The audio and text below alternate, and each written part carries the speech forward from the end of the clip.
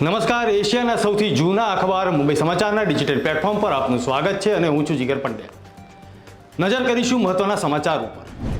કેન્દ્ર સરકાર તરફથી કેન્દ્રીય નાણાં મંત્રી નિર્મલા સીતારમણે આજે સંસદના બંને ગૃહમાં ઇકોનોમિક સર્વે રજૂ કર્યો।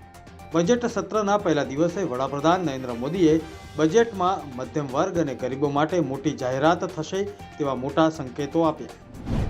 ભારતીય રિઝર્વ બેંક દ્વારા જારી કરાયેલા તાજેતરના આંકડા મુજબ 24 જાન્યુઆરીના રોજ પૂરા થયેલા સપ્તાહમાં ભારતનો વિદેશી હુંડિયામણ ભંડાર $5.57 અબજ વધીને $629.55 અબજ થયો। પ્રધાનમંત્રી નરેન્દ્ર મોદી અને અમેરિકાના રાષ્ટ્રપતિ ડોનાલ્ડ ટ્રમ્પ વચ્ચે તાજેતરમાં ટેલિફોનિક વાતચીત થઈ।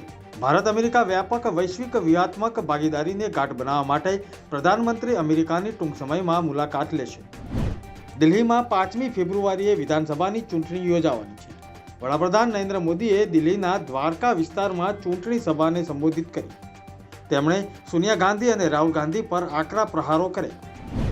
દિલ્હી વિધાનસભા ચૂંટણી પહેલા આમ આદમી પાર્ટીના 7 ધારાસભ્યોએ એક સાથે રાજીનામા મૂકતા દિલ્હીના રાજકારણમાં ખળભળાટ મચ્યો છે। આમ આદમી પાર્ટી દ્વારા અમુક ધારાસભ્યોની ટિકિટ કપાતા તેઓ નારાજ થયા હોવાના અહેવાલ મળી રહ્યા છે। મહાકુંભને 19 દિવસ થઈ ગયા છે। મેળા વિસ્તારમાં ભક્તોની અવરજવર નિરંતર ચાલુ છે। સંગમમાં સ્નાન કરવાનો ભક્તોની હિંમત અને ઉત્સાહ સતત જોવા મળી રહ્યો છે।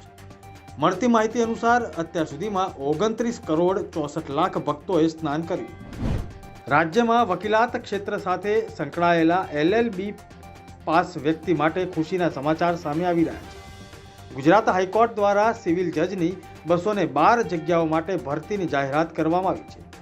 આ ભરતીમાં લાયકાત ધરાવતા વકીલો આવતીકાલથી 1 માર્ચ સુધીમાં ઓનલાઈન માધ્યમથી અરજી કરી શકશે। રાજકોટ કોર્પોરેશનનું 3112.29 કરોડનું અંદાજપત્ર સ્ટેન્ડિંગ કમિટીમાં રજૂ। મિલકત ગાર્બેજ ટેક્સમાં વધારો, નવો ફાયર ટેક્સ દાખલ કરાયો। મોબાઈલ પેટ્રોલ ડીઝલના ભાવ ઘટવાની આશા। સચિન, લારા, યુવરાજ સિંહ, ઇરફાન પઠાણ રાજકોટમાં રમશે ઇન્ટરનેશનલ માસ્ટર્સ લીગ। પ્રયાગરાજમાં ચાલી રહેલા મહાકુંભમાં કિન્નર અખાડા દ્વારા કડક કાર્યવાહી। કિન્નર અખાડાના સંસ્થાપક ઋષિ અજય દાસે કર્યો નિર્ણય। લક્ષ્મીનારાયણ ત્રિપાઠીને આચાર્ય મહામંડલેશ્વર પદથી હટાવાયા।